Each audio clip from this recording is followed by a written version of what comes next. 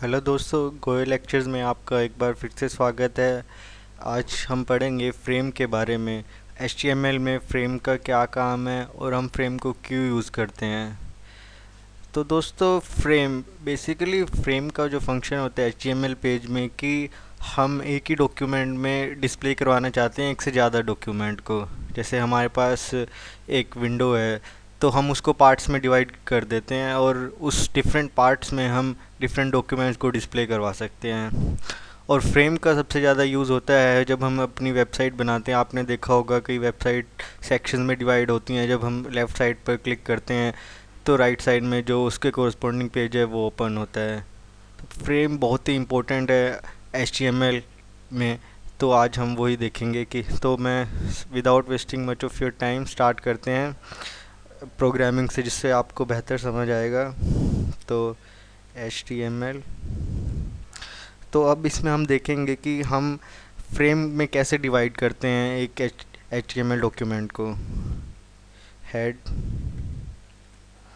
Title, let's say I am giving title frame example.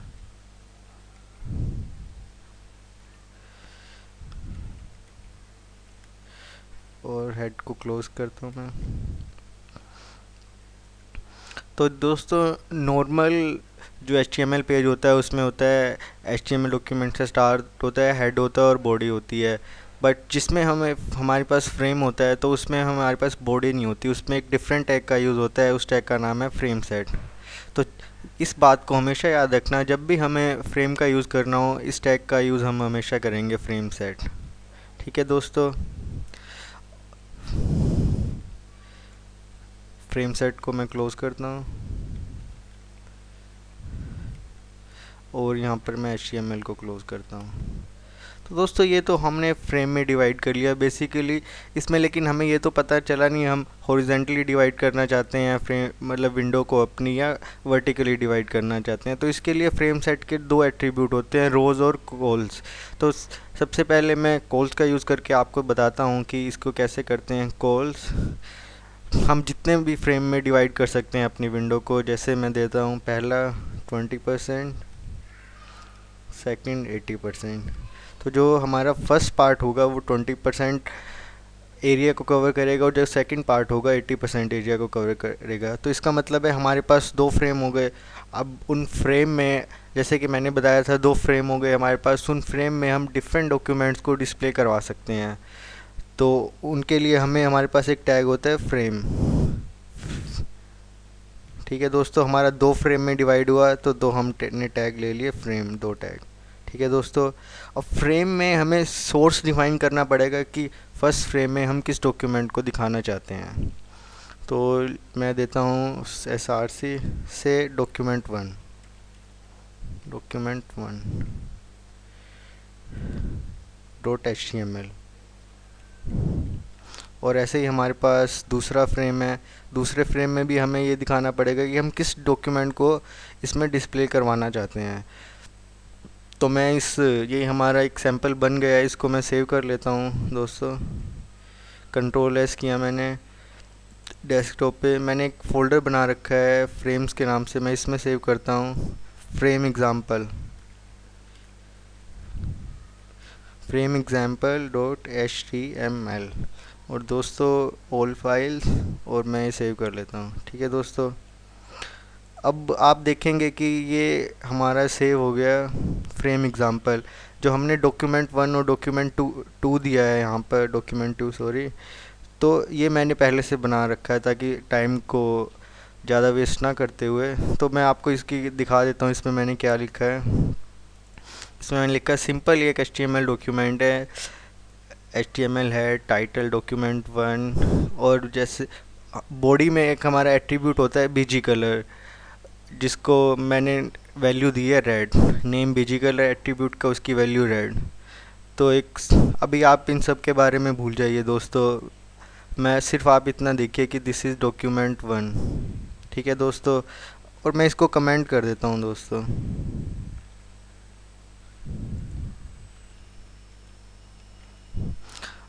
तो H1 heading लिया मैंने, this is document 1। और हमारे पास एक मार्क्यू टैग होता है जिसमें हम मोशन प्रोड्यूस कर सकते हैं। जो भी टेस्ट मार्क्यूई के अंदर लिखते हैं उसमें हमारी मोशन आती है दोस्तों। अब आप देखेंगे कि कैसे वो मोशन आएगी। तो दोस्तों ये हमारा डॉक्यूमेंट 1 है। सिमिलरली हमारे पास डॉक्यूमेंट 2 है। सिंपल मैंने दे रखा है बीजी कलर बॉडी का येलो, और ये कैच 1 हेडिंग है। मार्क्यूई टैग मोशन के लिए होता है, ये कुछ ज़्यादा ज़रूरी नहीं है, मैंने दे दिया फिर भी। तो ये जो हमारे सैम्पल डॉक्यूमेंट है, ये हमारा फ्रेम एग्जांपल है जो मेन प्रोग्राम है। ठीक है दोस्तों, तो मैं इसको एग्जीक्यूट करता हूँ, इस पर क्लिक करता हूँ। तो आपने देखा होगा कि जो हमारी विंडो है 2 पार्ट्स में डिवाइड हो गई। वन पहले वाला पार्ट ये दिस वन है हमारा, और दूसरे वाला ये है जो हमारा। तो हमने पहले वाले को 20% वैल्यू दी थी और सेकंड वाले को 80% दी थी वैल्यू। ठीक है दोस्तों, तो हमारा ये 2 पार्ट में डिवाइड हो गया। उससे क्या कहते हैं, कॉल से वर्टिकली डिवाइड हुआ है हमारा। तो ये ऐसे ही हम रोज़ में डिवाइड कर सकते हैं दोस्तों। तो रोज़ एट्रीब्यूट से रोज़ हम जितने भी पार्ट्स में डिवाइड करना चाहते हैं उतनी वैल्यू दे सकते हैं। जैसे दोस्तों मैं देता हूँ 50-50।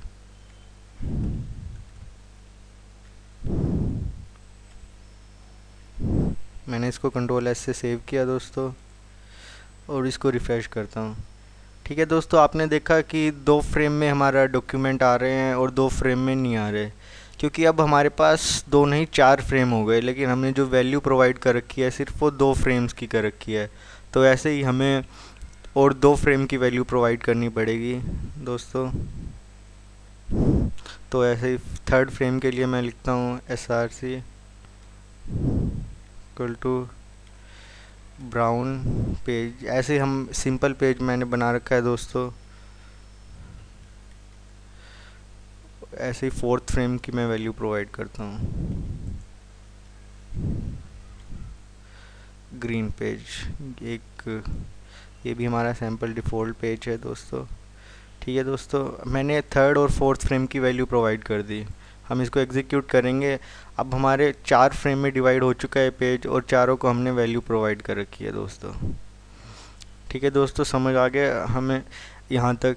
तो अभी तक हमने क्या किया कि हमें फ्रेम में डिवाइड करने के लिए HTML पेज को फ्रेम से टैग का यूज़ करना होता है, और हमें जितने भी फ्रेम में डिवाइड करना होता है उसे हम रोज़ और कॉल से कर लेते हैं दोस्तों। जैसे अब मैं करूँगा जो हमारा 80 वाला पार्ट था, जैसे ठीक है दोस्तों, मैं एक मॉडिफाई करूँगा। जैसे हमारे पास 2 फ्रेम हो गए हैं हॉरिजॉन्टली, फर्स्ट वाला और सेकंड वाला, और मैं सेकंड वाले फ्रेम को 2 पार्ट्स में डिवाइड करूँगा। जैसे दोस्तों देखो, यहाँ से 2 फ्रेम है, हम पहले की वैल्यू दे दी हमने यहाँ पर। ठीक है दोस्तों, इनको अभी हटा देते हैं, और दूसरे की वैल्यू यहाँ दे दी। लेकिन अब मैं दूसरे वाले फ्रेम को और 2 पार्ट्स में डिवाइड करना चाहता हूँ तो दोस्तों, तो इसके लिए फिर हम फ्रेम सेट का यूज़ करेंगे।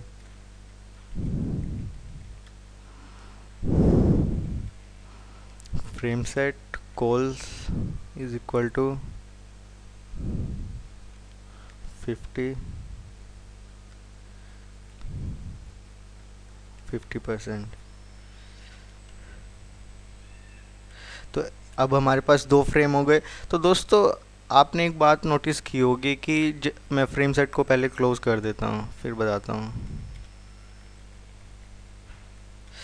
कि जितने भी हम फ्रेम सेट में लिखते हैं, हमें डिवाइड मतलब जितने भी हमारे पास फ्रेम्स आएंगे उन सब की हमें वैल्यू प्रोवाइड करनी होती है, और उसके बाद हम उस फ्रेम्स में डिफ़ॉल्ट उस मतलब वैल्यू प्रोवाइड करने का मतलब उस फ्रेम का सोर्स प्रोवाइड करना होता है।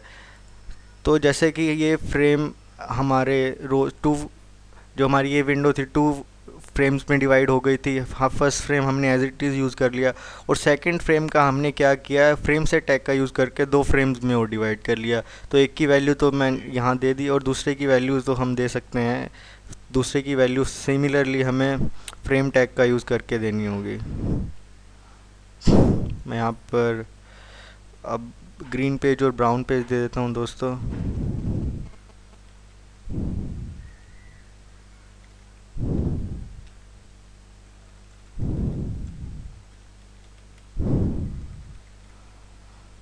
तो जो हमारे पास अब विंडो आएगी, पहला हॉरिजॉन्टल फ्रेम में कोई डिवाइड नहीं होगा और सेकंड वाला 2 पार्ट्स में डिवाइड हो रखा होगा दोस्तों। तो मैं इसको रिफ़्रेश करता हूँ। देखा आपने, पहले वाले फ्रेम 20% है और दूसरे वाले 80%, और दूसरे वाले को हमने 2 पार्ट्स में डिवाइड कर लिया था दोस्तों। ठीक है दोस्तों, तो जैसे ये बहुत ही समझने वाला कॉन्सेप्ट है कि हम फ्रेम सेट से फ्रेम को डिवाइड करते हैं और जितने भी फ्रेम आएंगे उन सब की हमें वैल्यू प्रोवाइड करनी होगी। 20% का जो फ्रेम था उसकी हमने SRC से वैल्यू प्रोवाइड कर दी, और जो इसने 80% लिया था, बाय डिफ़ॉल्ट 80 लेगा क्योंकि 100 करना होता है इसको, तो उसको उस फ्रेम को हमने फिर फ्रेम सेट से 2 फ्रेम में डिवाइड कर दिया और उन 2 फ्रेम की हमने वैल्यू प्रोवाइड कर दी दोस्तों। ठीक है दोस्तों, और अब मैं एक एग्ज़ाम्पल लेता हूँ। जैसे कि आपने वेबसाइट में देखा होगा कि हम लेफ़्ट पे क्लिक करते हैं तो राइट फ्रेम में पेज ओपन होता है। तो इसके लिए मैं इनको डिलीट करता हूँ दोस्तों। तो मैं करता हूँ कॉल्स कि हमारे लेफ़्ट पेन में लिंक होंगे, और जब हम उन लिंक्स पर क्लिक करेंगे तो हमारा राइट पेन में ओपन होगा दोस्तों। तो अब हमारे पास दो फ्रेम है दोस्तों। तो इसकी हमें वैल्यू प्रोवाइड करते हैं, frame SRC is equal to document1.html frame SRC is equal to HTML। ये हमारे पहले जैसा फ्रेम आ जाएगा दोस्तों। तो अब मैं क्या करूँगा कि जो ये लेफ़्ट वाला हमारा पेन है, विंडो पेन, इसमें मैं कुछ लिंक डालूँगा और उनकी वैल्यू मैं राइट साइड में देखूँगा दोस्तों। तो इसके लिए हमें कोडिंग करनी होगी जो डॉक्यूमेंट 1 में करनी होगी, तो ताकि लिंक इसी में आएंगे और इसमें ओपन होंगे। तो दोस्तों इसके लिए हम यूज़ करते हैं टारगेट एट्रीब्यूट, जैसा कि हमने लिंक वाले में देखा था। तो इसके लिए हमें फ्रेम का नाम देना पड़ता है दोस्तों। तो हम document2 वाले फ्रेम में नाम देंगे इसका नेम इज़ इक्वल टू, दोस्तों यहाँ से बाहर नेम इज़ इक्वल टू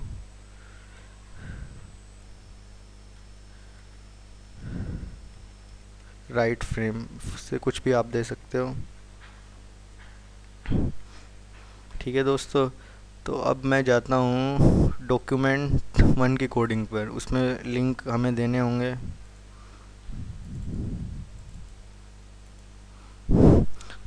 तो मैं कमेंट किए हुए हटा देता हूँ। जैसे मैं यहाँ पे लिंक दे रहा हूँ दोस्तों कि लिंक जो हमने बनाए हैं हाइपर रेफरेंस से देते हैं कि ये मैं document2.html, जैसे कि आपने देखा होगा वेबसाइट होम पे जाना होता है, ग्रीन पेज के लिए ग्रीन लिंक, ब्राउन के लिए ब्राउन। ठीक है दोस्तों, मैं इसको सेव करता हूँ और इसको रिफ़्रेश करता हूँ। ठीक है दोस्तों, ये हमारा ग्रीन पे क्लिक करेंगे ग्रीन पेज आ जाएगा, ब्राउन पे क्लिक करेंगे ब्राउन पेज आ जाएगा, होम पे करेंगे जो डिफ़ॉल्ट पेज लोड किया था हमने वो आ जाएगा। क्योंकि आप देख सकते हैं कि हमने, ये तो हमारी document1 की है, यहाँ पर document2 लोड किया था। डिफ़ॉल्ट का मतलब है जो पहले डिफ़ॉल्ट आ रहा था बाय डिफ़ॉल्ट। तो दोस्तों इस पे क्लिक करेंगे ग्रीन, इस पे करेंगे ब्राउन। ये हमारा बहुत ही इम्पोर्टेंट है, वेबसाइट वगैरह डेवलप करते हैं दोस्तों तब। तो दोस्तों आज हमने देखा कि फ्रेम क्या होता है। आज के लिए बस इतना ही कि हम फ्रेम का यूज़ क्यों करते हैं और हम डिफरेंट एट्रीब्यूट्स फ्रेम के कैसे यूज़ करते हैं दोस्तों। तो हम फ्रेम को डिवाइड कर सकते हैं हॉरिजॉन्टली भी, वर्टिकली भी, और वेबसाइट मेकिंग में फ्रेम का यूज़ कैसे करते हैं दोस्तों। आई होप कि आज का लेक्चर आपको पसंद आया होगा, और दोस्तों मेरे चैनल को सब्सक्राइब करना मत भूलिएगा www.youtube.com Goyal lecture, so that आप अपकमिंग वीडियोस देख सकें। लेक्चर सुनने के लिए थैंक यू।